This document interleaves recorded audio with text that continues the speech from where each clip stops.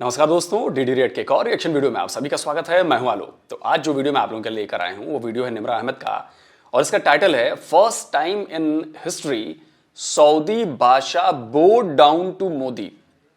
अच्छा जी, इतिहास में पहली बार ऐसा हुआ कि सऊदी अरबिया के जो बादशाह हैं वो पीएम मोदी के सामने झुके हैं।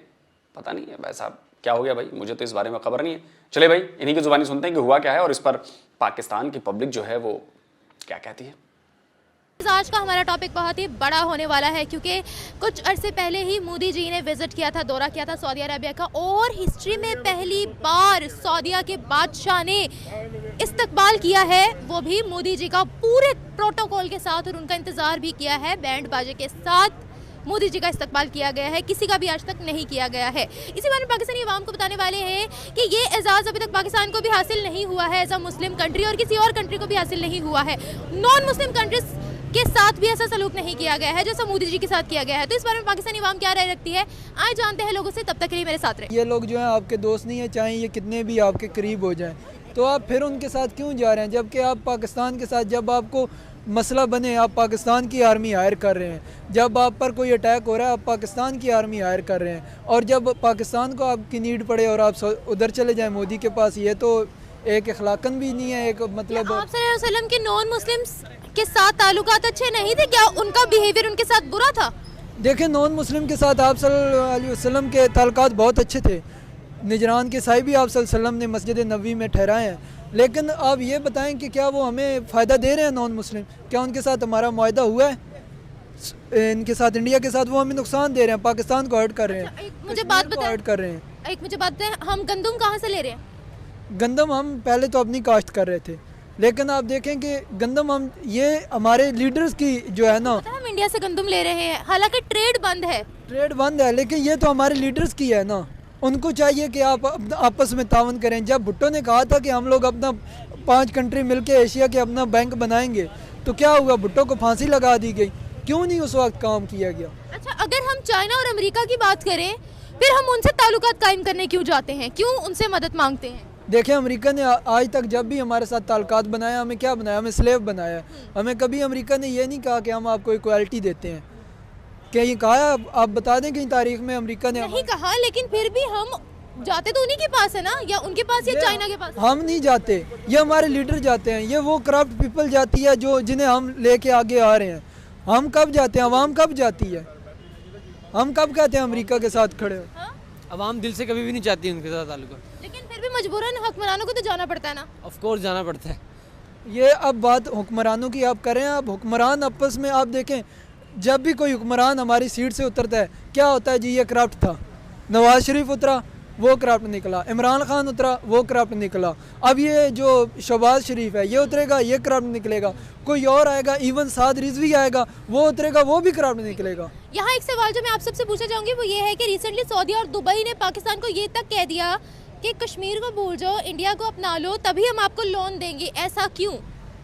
देखें, इस जगह हज़ूर सल्लल्लाहु अलैहि वसल्लम की एक हदीस आ जाती है कि तुम लोग, मफहूम है, मैं प्रॉपर हदीस कोड नहीं करता, तुम लोग एक मुआहदा करोगे कुफार के साथ जो वो तोड़ देंगे। अच्छा। जो वो तोड़ देंगे और तुम्हें एक भारी नुकसान उठाना पड़ेगा।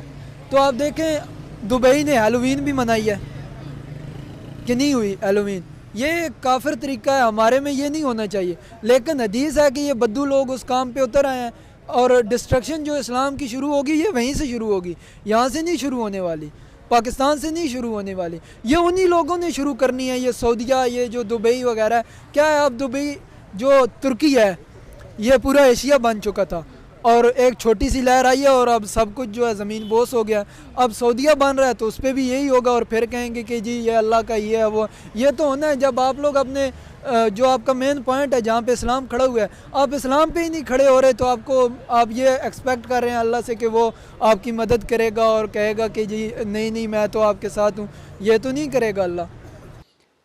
अच्छा, तो अल्लाह आपको क्यों कुछ नहीं दे रहा है? जब आप इस्लाम के असली झंडा बरदार हो तो क्यों सऊदीया डेवलप हो रहा है? क्यों सऊदीया के लोग खुश हैं? क्यों सऊदीया के लोगों की जेबों में पैसे हैं? क्यों सऊदीया के लोग नए नए बिजनेस आइडियाज लेकर आ रहे हैं? क्यों सऊदीया प्रोग्रेस कर रहा है? क्यों सऊदीया डेवलप कर रहा है? क्यों सऊदीया के लोग खुशहाल हैं, आटे की बोरी के पीछे मर नहीं रहे हैं? आपके यहां क्यों नहीं हो रहा है ऐसा?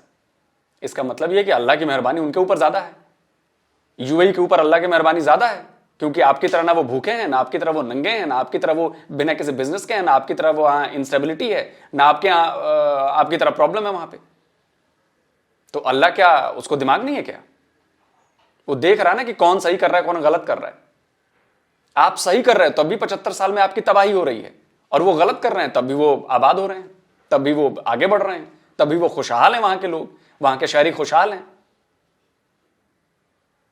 आपकी तरह की जिंदगी तो जी नहीं रहे हैं गरीबी वाली, कि आपके यहां 75% से ज्यादा लोग गरीब हैं।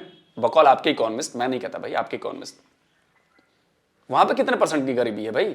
सऊदी अरब में, यूएई में कितने परसेंट की? और टर्की एशिया बन गया था। अच्छा, अरे बाप रे बाप, ओह ऐसी बात है। कहां घुस गया टर्की पता है ना? और टर्की की इकोनॉमी भूकंप आने से पहले टर्की की इकोनॉमी वैसे ही तबाह हो गई थी। वो तो अच्छा हुआ कि भूकंप के नाम पर बहुत सारी एड मिल रही है उसको, मिलियंस ऑफ डॉलर्स मिलेंगे उसको, तो थोड़ी बहुत तो ठीक भी कर लेगा। खैर ठीक क्या करेगा, खाक करेगा, खाक में तो मिला हुआ है। उसको भी उसके करने की सजा मिली है।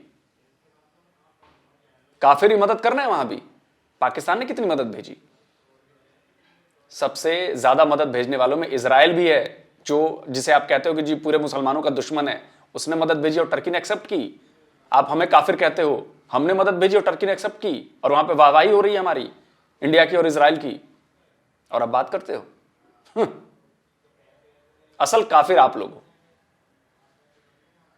सर पाकिस्तान भी इस्लामिक जमहूरिया पाकिस्तान है, तो सर एक मुस्लिम कंट्री की मदद मुस्लिम कंट्रीज नहीं करी ना। सऊदी अब हम एक्सेप्ट कर रहे हैं, दुबई, बांग्लादेश, इवन इंडोनेशिया के साथ हमारे ताल्लुकात ख़राब है। क्या कहेंगे इसके बारे में? एज अ मुस्लिम कंट्री हम क्यों पीछे हैं? देखिए, एज अ मुस्लिम कंट्री सबसे बड़ी चीज़ है कि हम जिस शख्स को चुन के लाते हैं ना, वो हमारा मुफाद नहीं देखता। वो हमारा मुफाद नहीं देखता। वो पहले वो सेटल करता है कि मैंने पहले 20 साल क्या लगाया, मैं उसको पूरा करूं। वो ये नहीं देखता कि मेरी आवाम भूखी है। But if we talk about Modi के बारे में मैं यही कहूँगा कि आप देख लें कि वो ये जानते हुए मोदी ने कि कश्मीर में इंडिया हमारे साथ क्या कर रहा है, फिर सऊदी अरब ने उनको बुलाया वहाँ पर और प्रोटोकॉल दिए। आज़ाद कश्मीर में क्या हो रहा है? मुसलमानों का कत्लेआम हो रहा है, तो आज़ाद कश्मीर हमारे पास जो है, उसका आई डोंट नो। मकबूजा कश्मीर में मुसलमानों के साथ अच्छा आज़ाद कश्मीर का आपको पता नहीं है? नहीं पता तो है, पाकिस्तान का हिस्सा है, पाकिस्तान में है, लेकिन ऐसे पाकिस्तान का ऐसा नहीं है। उन्होंने अपना सब कुछ अलग रखा हुआ है। मगर वो फिर भी कह रहे हैं कि मैं पाकिस्तान से अलग करूँ। ये आपने देखा ही होगा न्यूज़ चैनल्स पर। क्या अलग रखा है भाई? क्या उनकी अपनी फौज है वहां पर? क्या वो अपना बजट बनाते हैं? क्या वो अपने कमाई का इस्तेमाल कर सकते हैं? सब कुछ पाकिस्तान करता है। सारा कंट्रोल पाकिस्तान के हाथ में। क्या बात का आजाद है? वो गुलाम है पाकिस्तान का, ऑक्युपाइड बाई पाकिस्तान है वो। अगर वो एक आजाद मुल्क होता, जैसा कि आप दावा करते हो आजाद कश्मीर, तो उनकी अपनी कमाई पर उनका अपना हक होता। पाकिस्तान के खजाने में पैसे ना रहते हो तो उसके, उनको अपनी कमाई खर्च करने का हक होता। पाकिस्तान उनके लिए बजट न दे रहा होता उन्हें। अगर वो आजाद होते, अलग मुल्क होता, पाकिस्तान का हिस्सा नहीं होता, तो वो अपनी फौज खुद बनाते। पाकिस्तान की फौज वहां क्या कर रही है? पाकिस्तान की पुलिस वहां क्या कर रही है? तो कश्मीरियों को तो आपने गुलाम बना रखा है ना वहां पे। अब ये हमारे जम्मू कश्मीर, और हमारे जम्मू कश्मीर पर क्या जुल्म हो रहा है आप जो कह रहे हो, वो इंडिया का है, उसके कागज इंडिया के पास हैं। बलूचिस्तान में क्या कर रहे हो आप? जबकि बलूचिस्तान पर तो जबरन कब्जा किया आपकी सेना ने, हमला करके। हमने तो हमला करके कब्जा नहीं किया कश्मीर पर। कश्मीर का हमारे साथ विलय हुआ, जैसा बाकी 550 से ज्यादा रियासतों का हुआ, वैसे ही कश्मीर की रियासत का भी विलय हुआ हमारे साथ। चूरन खाते जाओ, खाते जाओ, खाते जाओ, होना जाना कुछ नहीं है, बस चूरन खाओ, मजे लो। इस पर कि वो उनकी गलती नहीं है। आप आज़ाद कश्मीर में पेट्रोल देखें, 60 रुपीज़ जा रहा है। पाकिस्तान में क्या जा रहा है? 270, 230। अब आप ये कहेंगे कि हम आज़ाद कश्मीर को पाकिस्तान से आज़ाद कराएं, या हम कश्मीर को पाकिस्तान? हम नहीं कह रहे, आज़ाद कश्मीर वाले खुद कह रहे हैं। उनकी बात कर रही हूँ। हम ये कह रहे हैं कि हमने कश्मीर को पाकिस्तान बनाना है, लेकिन कश्मीर कह रहा है कि मैंने अब पाकिस्तान नहीं बनना। क्यों? उनके पास जो उनका लीडर है, चुना हुआ शख्स है, वो उनके मुफाद के लिए काम कर रहा है, वो अपने लिए नहीं कर रहा, वो उनके लिए। कायद आज़म को देखें, कितने पाकिस्तान के जनरल थे, गवर्नर जनरल, और तनख्वाह कितनी ले रहे हैं? 1 रुपया। गवर्नर जनरल और वही कायदे आज़म है जो कह रहे हैं अपनी लाइफ में कि मैंने अब 1500 पर डे कमाना है। उस वक्त 1500 क्या था, आज का 120 इस तरह तो नहीं, मतलब लाख से भी आगे था उस वक्त का 1500, और फिर वो अपने मुल्क और कौम के लिए 1 रुपया ले रहे हैं। तो ऐसा लीडर तो हमें उनके बाद नहीं मिला। उनको भी शहीद कर दिया गया, कायदे आज़म को भी, और उसके बाद लियाकत अली ख़ान को भी शहीद कर दिया गया। जो हमारी सीट पे हमारे मफाद के लिए खड़ा होता है उन्हें तो हम कत्ल कर देते हैं, और जो अपना पैसा बनाता है उनके साथ हम यूथ के बन के खड़े हो जाते हैं कि हम जी इनके सपोर्टर हैं। देखें इमरान खान ने धरने दिए, क्या हुआ उन धरनों में? आपको याद होगा कितनी माओं ने अपने बेटे खोए, जाती थी बेटा गुम जाता था। ये साद रिजवी ने धरने दिए, क्या हुआ? गरीब लोगों की रेड़ियाँ लूट ली। ऐसे धरनों से काम नहीं होता, धरनों से मुल्क बनते होते तो भाई क्या होता। अब इंडिया को क्या पता था कि हम कश्मीर पर हमला करेंगे और पाकिस्तान खड़ा हो जाएगा पूरे 1 घंटे के लिए। कश्मीर पर हमला करेंगे, हम हमला करेंगे और पाकिस्तान जो है वो 1 घंटे के लिए खड़ा हो जाएगा। सर मैं आपको एक बात दूं, अगर हम जम्मू कश्मीर की बात करते हैं ना, तो सर जम्मू कश्मीर में हमारी 100 से ज़्यादा फैसिलिटीज़ हैं। देखिए जम्मू कश्मीर, श्रीनगर की अगर बात करें स्पेशली, वहाँ पर वो लोग 5G इंजॉय कर रहे हैं। वहाँ पर पेट्रोल की कीमत देखें, यहाँ पर क्या पेट्रोल की कीमत चल रही है, वहाँ पर दे रहे हैं ना। वो जो उनका लीडर है वो देख रहा है कि मैं खा रहा हूँ तो मेरी आवाम भूखी ना रहे।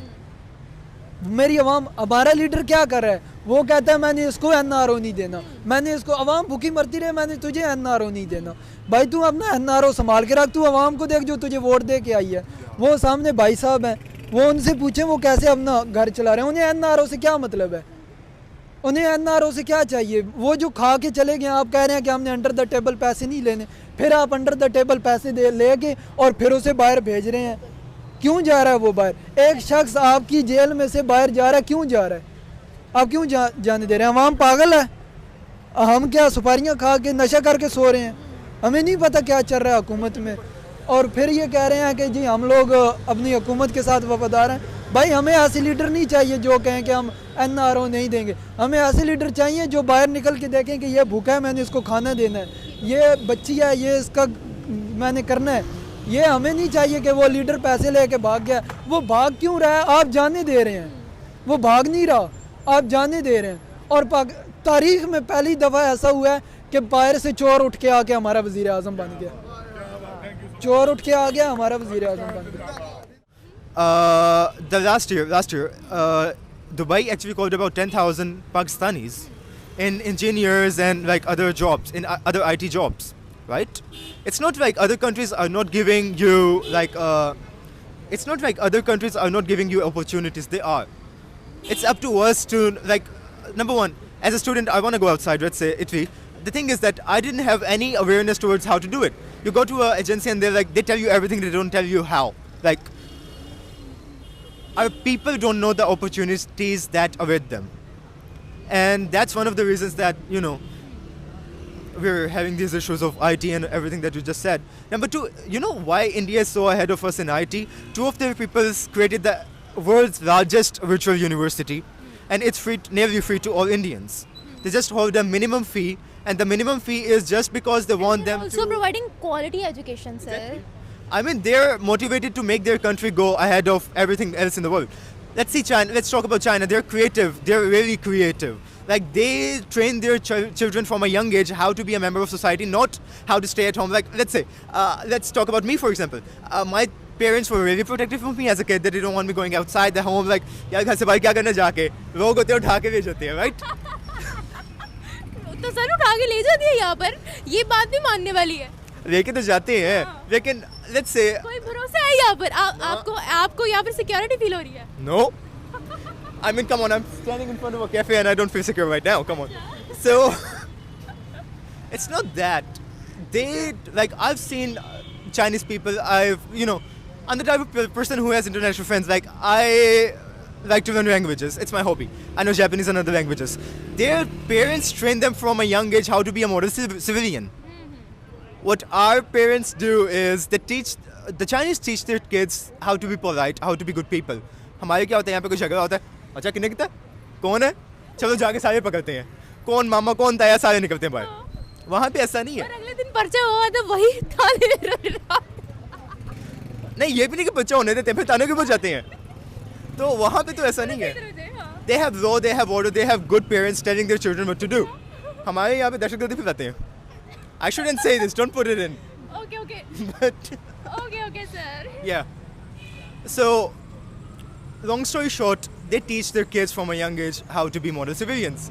We teach our kids how to make money. Okay. चाहे सही तरह से हो, चाहे गलत तरह से हो. ठीक हो गया. लेकिन पैसा आना पैसा आना चाहिए. चाहिए.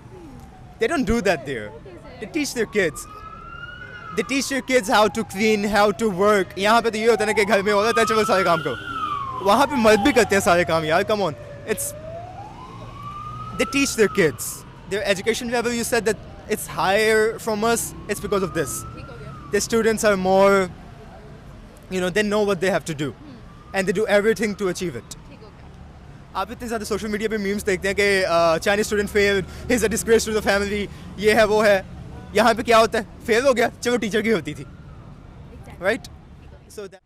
सो व्यूवर्स, ये थी हमारी आज की वीडियो. होप सो आपको वीडियो पसंद आई होगी. अगर वीडियो पसंद आई हो तो कमेंट सेक्शन में लाजमी बताइएगा, लाजमी मेंशन कीजिएगा. इसी के साथ साथ मुझे दीजिए इजाज़त. मैं मिलूंगी आपसे एक नए वीडियो, एक नए कंटेंट के साथ. तब तक के लिए अल्लाह हाफिज़. चलिए दोस्तों, वीडियो ख़त्म हो गया और जो आखिर में भाई जो बातें कह रहा था वो बड़ी अच्छी बातें की और बातों बातों में उसने बता दिया कि जी हमारे यहाँ दहशतगर्दी है और ये है और वैसा है वैसा है. ठीक है, देखिए हम अपने बच्चों को, और आज से ये संस्कार नहीं दे रहे, ये हमारे संस्कारों में है, ये हमारे परंपराओं में है और आज से नहीं, ये गुरुकुल के ज़माने से है. ये चीज़ें हमारे यहाँ से चाइना तक गई. चाइना में बौद्ध धर्म पाया जाता है, बाकी तो एथिस्ट हैं लेकिन बाकी बौद्ध धर्म भी है, वो हमारे यहाँ से गया. जापान में बौद्ध धर्म हमारे यहाँ से गया. हिंदू गॉड्स वहाँ पे हैं जापान में, जापानीज वेशभूषा में आ गए हैं. तो कल्चर हमने जो फैलाया है वो कल्चर यही है. शिक्षा देना, ज्ञान देना, पोलाइट रहना, पूरी दुनिया को अपना एक घर समझना, वसुधैव कुटुंबकम रहना, अतिथि देवो भव, अतिथि को जो मेहमान आते हैं उनको देवता के बराबर माना गया है हमारे यहाँ. तो ये सब संस्कार हमारे सनातन धर्म में है और आज से नहीं है, हजारों साल से है. आप लोग क्या सीखते हो नहीं सीखते हो, हमें उससे कोई मतलब नहीं है. हमारा धर्म हमें क्या सिखाता है, हमारे संस्कार हमारे क्या मिले हैं हमारे पुरखों से, वो हजारों साल से मिलते आ रहे हैं और वही है, वही असलियत है और उसी को दुनिया अपना रही है. खैर, ये तो गई बात. अब आते हैं कि जी सऊदी अरब और यूएई, मुस्लिम वर्ल्ड, इंडिया, मोदी, ये सब क्या है. देखिए, भारत के जो नेता हैं पीएम मोदी, उनको क्या सऊदी अरब वाले मुसलमान पागल हैं कि अपने देश का सबसे बड़ा सम्मान देते हैं? क्या सऊदी अरब के मुसलमानों को ये समझ नहीं आती जो आप लोग प्रोपेगेंडा करते हो कि जी इंडिया तो एंटी मुस्लिम है, मोदी तो घोर घोर एंटी मुस्लिम है? क्या उनको ये बात पता नहीं है? क्या आपके सर्टिफिकेट की जरूरत है उन्हें सब पता है. उन्हें बेसिकली असलियत पता चल गई है कि जो प्रोपेगेंडा पाकिस्तान के द्वारा फैलाया जाता है वो प्रोपेगेंडा है, वो झूठ है, उसमें कोई सच्चाई नहीं है. सच्चाई तो कुछ अलग है, उनके अपने सोर्सेज है ना. तो जब उन्होंने असलियत देखी तब उन्हें लगा कि अरे यार, ये तो बिल्कुल गलत पोर्ट्रे किया गया है. तो उन्होंने अपना सबसे सर्वोच्च सम्मान दिया, नागरिक सम्मान. यूएई ने अपना सबसे सर्वोच्च नागरिक सम्मान दिया.